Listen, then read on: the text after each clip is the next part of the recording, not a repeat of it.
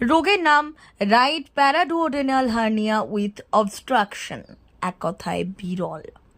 এই রোগের উপসর্গ পেট ব্যথা, বমি, পেট ফেঁপে যাওয়া, পেটের লাম্প। এরকমই সমস্যা নিয়ে বেসরকারি নার্সিংহোমে দুয়ারে দুয়ারে ঘুরছিলেন বেলদার বাসিন্দা বছর 46-এর এক মহিলা। একদিকে তীব্র যন্ত্রণা, অন্যদিকে অপারেশনের খরচ জোগানোর সামর্থ্য নেই পরিবারের। এই অবস্থায় মেদিনীপুর মেডিকেল কলেজের হাসপাতালের মুখ্য সার্জন ডক্টর সুদীপ্ত চ্যাটার্জির দ্বারস্থ হয় পরিবার।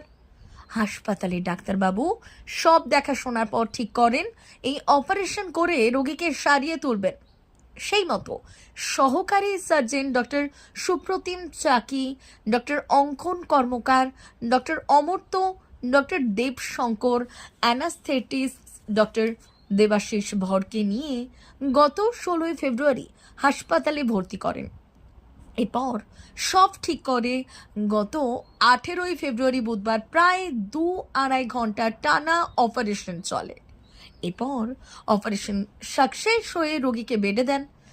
এখন তিনি সুস্থ। 2-4 দিন পর ছাড়া পেয়ে বাড়ি ফিরবেন তিনি।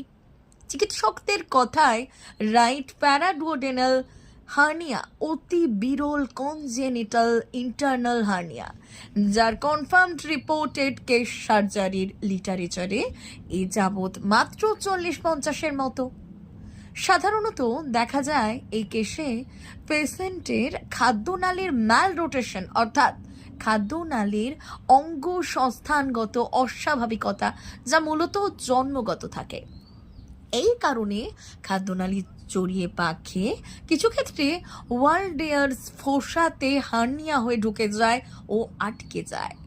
ডুওডেনামের ডান দিকে হার্নিয়া হয়, একে বলে রাইট প্যারাডুওডেনাল হার্নিয়া। চিকিৎসকদের দাবি সঠিক সময়ে অপারেশন অত্যন্ত জরুরি, কারণ এই ছাড়া অন্য কোনো চিকিৎসা নেই। সময় মতো অপারেশন না করালে খাদ্যনালীতে পচন সৃষ্টি হয় ও রোগীর জীবনহানি ঘটতে পারে।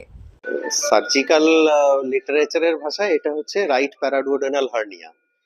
এটা এক ধরনের কনজেনিটাল ইন্টারনাল হার্নিয়া। সাধারণত হার্নিয়া আমরা বাইরে দেখতে পাই, কিন্তু এখানে পেটের মধ্যে একটা স্পেসে ইন্টেস্টিনের যে গাট লুপস গুলো ওইগুলো ঢুকে বসে থাকে। এটাকে ওয়ালডেয়ার্স ফোসা বলে আমাদের সার্জারির ভাষায়। ওর মধ্যে খাদ্যনালীটা জড়িয়ে হার্নিয়া হয়ে আটকে ছিল। এই আটকে থাকার জন্য পেশেন্টের পেট ফেঁপে যাওয়া, বমি হওয়া আর পেটে ব্যথা এইসবগুলো ছিল। একটা চাকাও ছিল পেটের মধ্যে। তারপর সিটি স্ক্যান করে জিনিসটা ধরা পড়ে এবং এই হাসপাতালে ভর্তি হয়। তারপরে আমরা অপারেশনের জন্য প্রসিড করি। ওর সমস্যা অনেক দিন ধরেই চলছে। আর এই যে প্রবলেমটা, এটা কনজেনিটাল, মানে জন্মগতভাবেই ওর খাদ্যনালীগুলো নর্মাল পজিশনে থাকার যে কথা নর্মাল মানুষের যেটা থাকে, ওনার কিন্তু সেটা ছিল না। সেটা একটু এদিক ওদিক হয়ে থাকে, ম্যাল রোটেশন বলে। এই ম্যাল রোটেশন হলে কিন্তু এই ধরনের হার্নিয়া হওয়ার প্রবণতা বেড়ে যায়। সার্জিক্যালি খুবই মানে রিপোর্টেড কেস, যেগুলো কনফার্ম কেস আমরা ইন্টারনেটে ঘেটে দেখেছি, এখনো পর্যন্ত 40-50টার বেশি ওয়ার্ল্ড লিটারেচারে কিন্তু এর রিপোর্টেড কেস হিসেবে নেই। রাইট প্যারাডুওডেনাল হার্নিয়া ওই 40 থেকে 50টা ম্যাক্সিমাম কনফার্ম রিপোর্টেড কেস আছে। অপারেশন ছাড়া অন্য কোনো চিকিৎসা নেই আমার। এতে ল্যাপারোটমি করে অপারেশনটা করা হয়। যে যে জায়গাগুলো জড়িয়ে ছিল সেগুলোকে আমরা প্রথমে ছাড়িয়েছিলি এবং সেই ছাড়ানোতে অনেকটা টাইম গেছে। তারপরে ঠিক কোন জায়গায় এটা ঢুকে বসে আছে সেই ওয়ালডেয়ার্স ফসাটাকে আইডেন্টিফাই করা। সেই জায়গায় যে হার্নিয়া সাধারণত যেটা হয়, খাদ্যনালীটা একটা স্যাকের মধ্যে ঢুকে আটকে থাকে। সেই স্যাকটাকে আইডেন্টিফাই করে স্যাকটা খুলে ওইখান থেকে ইন্টেস্টিন যে জায়গায় জড়িয়ে ছিল সেগুলোকে পুরো বার করা এবং নর্মাল পজিশনে নিয়ে আসা, দিয়ে পুরো স্যাকটাকে রিমুভ করে দেওয়া। এই করে এর মেন কমপ্লিকেশন যেটা, এর অবস্ট্রাকশন থেকে স্ট্র্যাঙ্গুলেশন, অর্থাৎ যখন ব্লাড সাপ্লাই এর কমে যায় আটকে থাকা অবস্থায়, তখন খাদ্যনালীতে পচন, যাকে গ্যাংগ্রিন বলে, সেটাও পর্যন্ত হতে পারে।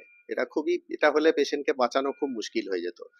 তো ভাগ্য ভালো আমরা পেট খুলে সেই রকম কিছু জিনিস দেখতে পাইনি, খাদ্যনালী বাদও দিতে হয়নি। বা অনেক সময় যেরকম খাদ্যনালী মানে পেটের সামনের দিকে পায়খানার রাস্তা তৈরি করে দেওয়া হয়, যেটাকে স্টোমা বলে, সেই স্টোমাও করতে হয়নি। ফলে পেশেন্টের রিকভারি অনেকটাই ফাস্ট হয়েছে। 3 থেকে 4 দিনের মধ্যে পেশেন্ট হাঁটতে পারা বা একটু খাবার দাবার মুখে দেওয়া এগুলো আমরা শুরু করেছি। এখন তো নর্মাল খাওয়া দাওয়াই খাচ্ছে। কতক্ষণ লেগেছিল বা কতদিন আপনারা টিম ছিলেন এই ট্রিটমেন্ট করার? মোটামুটি 2-2.5 ঘন্টা তো লেগেইছিল। 2 ঘন্টার মতো লেগেছে। বলতে পেট ব্যথা এবং প্রচন্ড পেটের ব্যথা আর প্রচন্ড বমি। কতদিন ধরে? প্রায় অনেকদিন তো চলতো, প্রায় 17-18 বছর ধরে সাফার করেছে ও। দেখিয়েছি ডাক্তার, কমে গেছে। তারপরে আবার যে পেট ব্যথা আবার শুরু হয়েছে, বমি শুরু হয়েছে। যন্ত্রণা হওয়ার পরে আমরা না পেয়ে আমরা স্পন্দনে ভর্তি করি। স্পন্দনে ভর্তি করার পরে সেখানে ডাক্তারবাবু দেখেন, দেখার পরে বলেন ওর একটা হার্নিয়া হয়েছে, বুঝতে পারা যায়। তারপরে সিটি স্ক্যান করা হয়েছে, এমডি সিটি করা হয়েছে। সিটি স্ক্যান করার পরে আমরা এখানে বেসরকারি মেডিকেলে নিয়ে আসি। মেডিকেল নিয়ে আসার পরে এখানে চিকিৎসা হয়, তা অপারেশন হয়েছে। তাও মাসি 5 দিনের মধ্যে মোটামুটি রিকভার করেছে, ভালো। D news Medinipur.